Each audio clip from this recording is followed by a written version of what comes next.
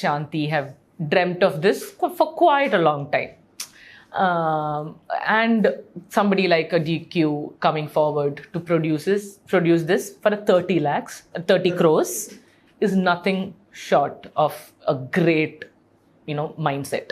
Adilu, you can't take away anything from that. നൈലൗഷ് ഒരു post ഇട്ടിരുന്നല്ലോ, ലോകയുടെ സക്സസിന്റെ credit പാർവതിയൊക്കെ thank ചെയ്തിട്ട് ഒരു post ഇട്ടിരുന്നു. സോ ദർശനും സംസാരിച്ചിരുന്നു എന്ന് പറഞ്ഞിട്ട് പാർവതി പറഞ്ഞിരുന്നു. കനി പറഞ്ഞിരുന്നു. ഓക്കെ അത് ഞങ്ങളുടെ വിഷമം അത് കേട്ടോ ഞങ്ങൾ പറയണത്, അല്ലാണ്ട് നിങ്ങൾ വേറെ ഒരു രീതിയിൽ അത് എടുക്കണ്ട. അല്ലല്ല, നിങ്ങൾ പറഞ്ഞത് കൊണ്ടാണ് ഇപ്പൊ കല്യാണി പ്രിയദർശിനി പോലെ ഒരു ആക്ട്രസിന് ഇതുപോലെ ഒരു സൂപ്പർ സ്റ്റാർ ആവാൻ പറ്റിയതെന്നുള്ളതായിരുന്നു നൈലയുടെ post. Okay, I think we shouldn't take away anything from the team though. Like, I know Dominic and Nimish, and Paksha, I think all of these conversations kind of led to creating a space into which this movie is being given to today. അതിന് ഒരു pruning നടന്നിട്ടുണ്ട്. അല്ല ശരിക്കും ഞങ്ങൾ സംസാരിക്കണോണ്ടല്ല, ഞങ്ങൾ സംസാരിക്കുമ്പോൾ അതിന് തിരിച്ച് സംസാരിക്കുന്നു. There has been we have created a space for it. We have created എന്നും കൂടിയും എനിക്ക് പറയാൻ താല്പര്യമില്ല.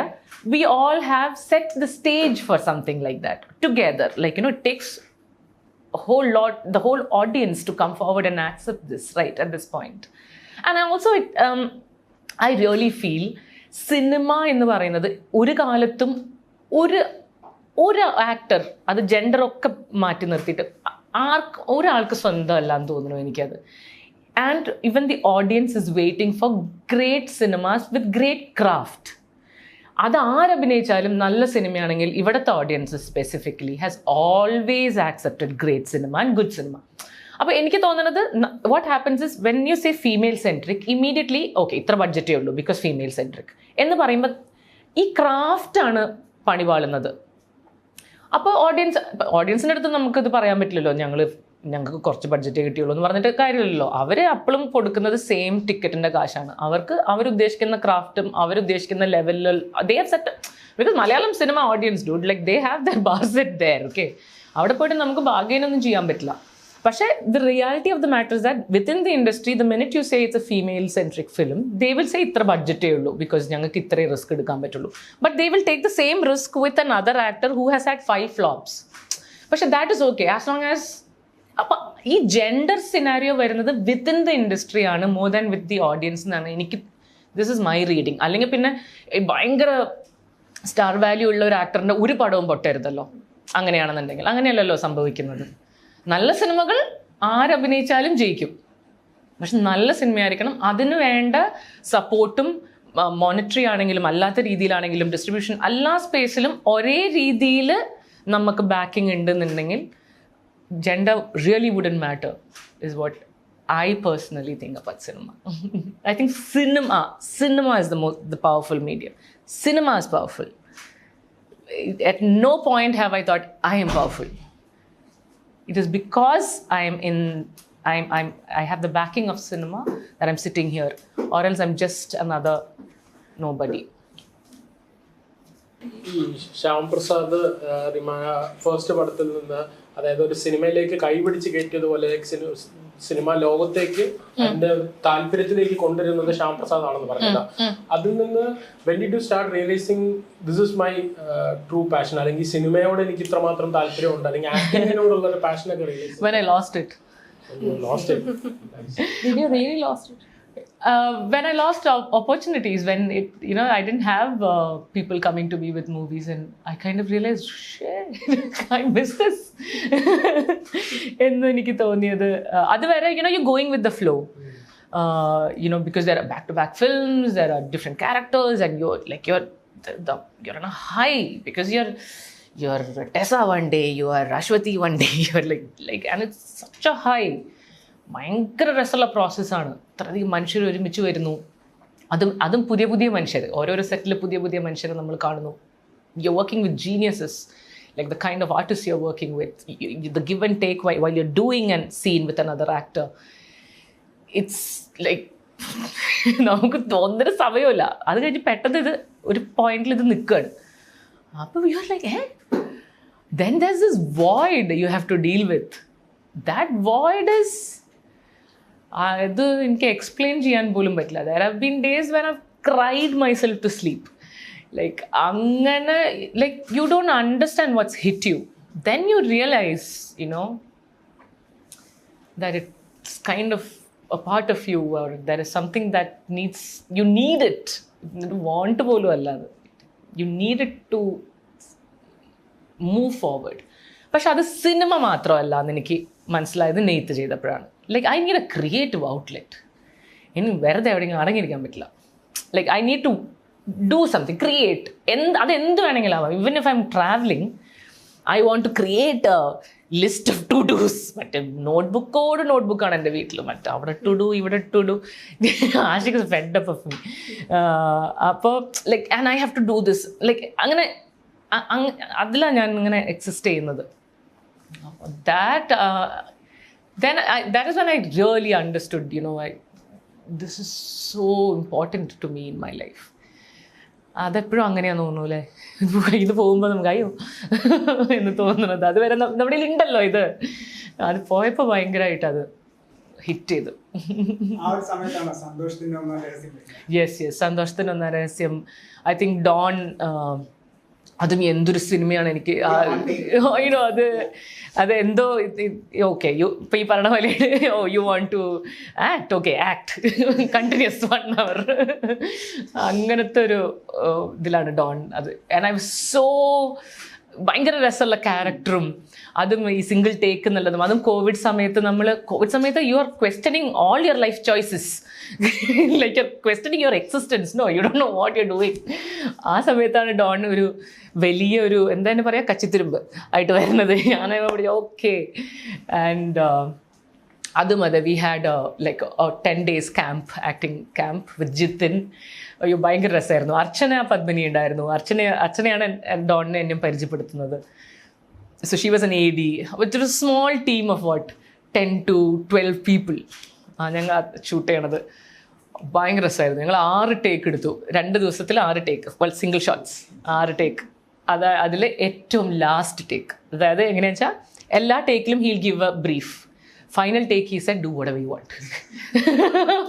That is the take he used. Dialogues ഒക്കെ നിങ്ങൾ ഇംപ്രൂവൈസ് ചെയ്ത് പറയാറ്?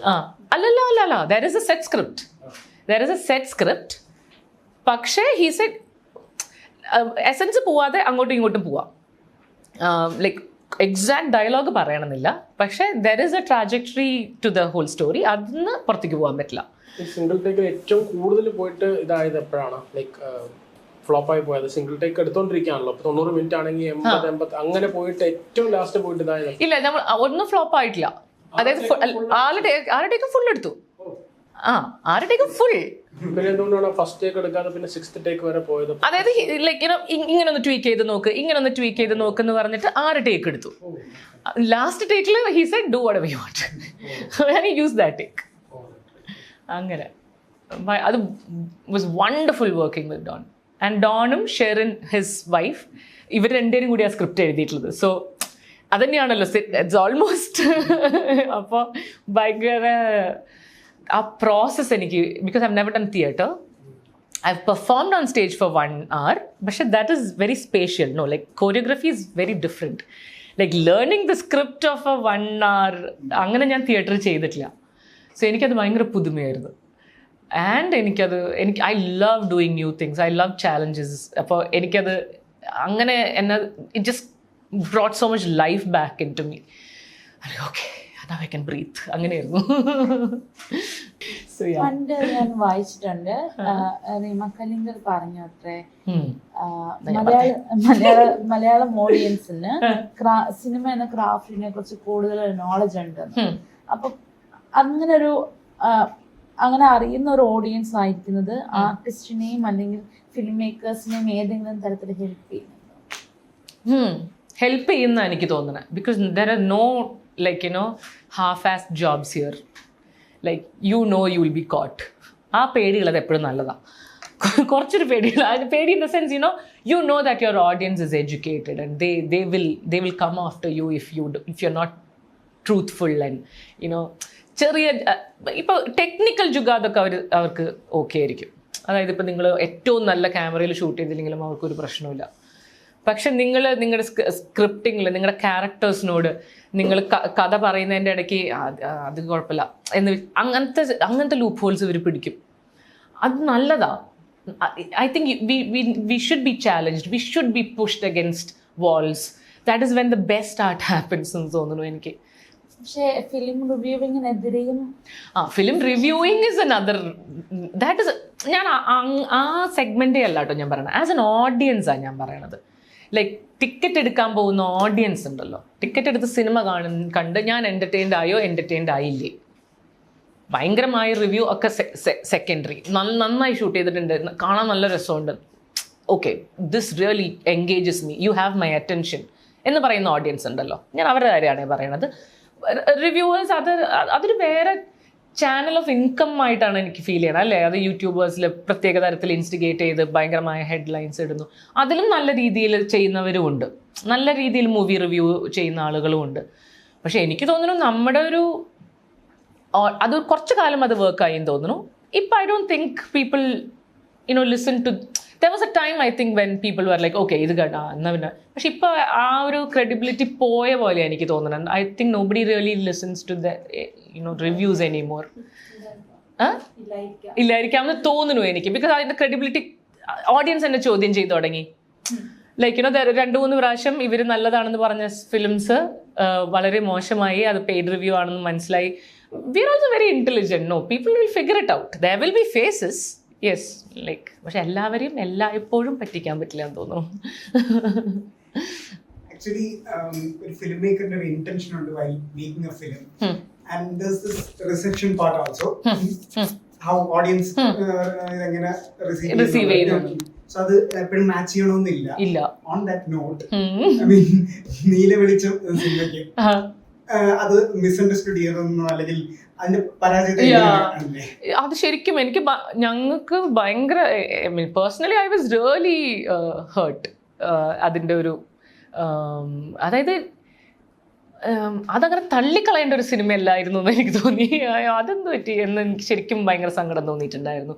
ബിക്കോസ് അത്രയും എഫേർട്ട് അതിലേക്ക് പോയിട്ടുണ്ട്. പക്ഷെ അത് നമുക്ക് ഓഡിയൻസിൻ്റെ അടുത്ത് പറയാനൊന്നും പറ്റില്ല.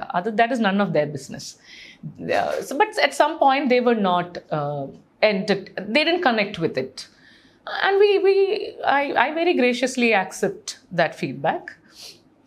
പക്ഷെ at the same time ഇത് ആമസോണിൽ വന്നു കഴിഞ്ഞിട്ട് കുറേ പേര് കണ്ടിട്ട് like then there are people who message me that we saw this, it worked for us, അല്ലെങ്കിൽ we don't know why it was completely shunned in theaters എന്നൊക്കെ പറഞ്ഞിട്ട് അങ്ങനെ പറയുന്നവരും ഉണ്ട്. But yeah, it is what it is. Like you can't contest with that, right? Like they didn't come to the theaters to watch it. So there is a reason behind it, and we do decode it like later on. Nammal really we do think about it, what went wrong ennallathu nammal sherikkum aalochikkum. There could have been a lot of issues. Primarily enikku thonunu people wanted an avesham, they wanted a high at that time. Like എല്ലാവരും ഇങ്ങനെ ഇരിക്കുന്ന സമയത്താണ് like I think Neelavelicham was also a very poignant love story, like ഭയങ്കര slow. അതായിരുന്നില്ല. അത് കഴിഞ്ഞ് വിജയിച്ച പടങ്ങൾ നോക്കുമ്പോൾ എനിക്ക് തോന്നുന്നു audience also wanted something else at that time frame എന്നാണ് നമ്മൾ ആലോചിക്കുമ്പോൾ, നമ്മൾ തിരിഞ്ഞു നോക്കുമ്പോൾ നമ്മൾ വിചാരിക്കണത്. But I don't know. But yes I was very sad. Social മീഡിയയിൽ വേറൊരു ഡിസ്കഷൻ ഉണ്ട്, അതായത് ആഷിഖ് കപൂർ എന്ന് പറയുന്ന ഡയറക്ടർ ഉള്ളതുകൊണ്ട് മാത്രമാണ് റീമ. അതെ അങ്ങനെ ഒരു ഡിസ്കഷൻ ഉണ്ട്. അപ്പോൾ തിയേറ്റർ ഇപ്പോൾ അങ്ങനെയല്ല, അത് അങ്ങനെയുള്ളപ്പോൾ ഒരു ആൻസർ ആയിരിക്കുമോ തിയേറ്റർ? അയ്യോ, അതിനുള്ള ആൻസർ ഒന്നുമില്ല. അതിനൊന്നും നമുക്ക് ആൻസർ കൊടുക്കാൻ പറ്റില്ല. ഐ മീൻ അതിനൊന്നും എനിക്ക് ആൻസർ കൊടുക്കണ്ട. ഞാനിവിടെ എങ്ങനെ എത്തിയെന്ന് എനിക്കറിയാലോ. And it is out in the open for everybody to see.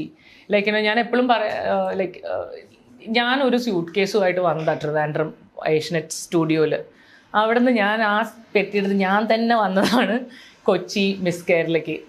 ഞാനിവിടെ ഒറ്റയ്ക്ക് താമസിച്ച്, ഞാൻ ഒറ്റയ്ക്ക് ഓഡിഷൻസിന് പോയി, ഞാൻ ഒറ്റയ്ക്ക് ഷൂട്ടിന് പോയിട്ടാണ് ഞാനിവിടെ നിൽക്കുന്നത്. ഞാൻ 2014 ഞാൻ ആഷിഖിനെ മീറ്റ് ചെയ്യണത്. 2008 തൊട്ടിട്ട് ഞാൻ ഈ ഇൻഡസ്ട്രിയിലുണ്ട്. ഞാൻ ഒറ്റയ്ക്കാണ്, എനിക്കൊരു മാനേജർ പോലും ഉണ്ട്. ഞാൻ ഒറ്റയ്ക്കാണ് കാശ് പോലും സംസാരിക്കുന്നത്. എനിക്കിപ്പോഴും ഓർമ്മയുണ്ട്, ഞാൻ ശാരദ അമ്മണി ആയിട്ട് എന്നെ വിളിച്ചിട്ട്, അപ്പം ഞങ്ങളിങ്ങനെ കാശിൻ്റെ കാര്യമൊക്കെ ഇങ്ങനെ സംസാരിച്ചുകൊണ്ടിരിക്കുക. അപ്പോൾ ഞങ്ങളില്ലാതെ ഇതെന്നൊക്കെ പറഞ്ഞുകൊണ്ടിരിക്കുമ്പോൾ ഞാൻ അച്ഛൻ്റെ അടുത്ത് ഇങ്ങനെ പറയാം, അച്ഛ ഇങ്ങനെ ഇത്രയാ പറയണ, അപ്പം നമുക്ക് ഇങ്ങനെ എന്താ പറയണ്ടേ, അപ്പം അച്ഛൻ empty സിനിമയല്ലേ, അതൊന്നും പ്രശ്നമില്ല, നീ അത് ഫ്രീ ആയിട്ട് ചെയ്യുന്നുള്ള മൂഡ് അച്ഛൻ. Like why are you even quoting buddy for an empties role, empties character എന്നുള്ള. അപ്പം ലൈക്ക് യുനോ അങ്ങനെ ആരും നമ്മളെ ഗൈഡ് ചെയ്യാനൊന്നും ആരുമില്ല, നമ്മൾ തന്നെ എന്തൊക്കെയൊക്കെയോ പറഞ്ഞൊക്കെ അഡ്ജസ്റ്റ് ചെയ്തുകൊണ്ട് ഇങ്ങനെ പോയിക്കൊണ്ടിരിക്കുക.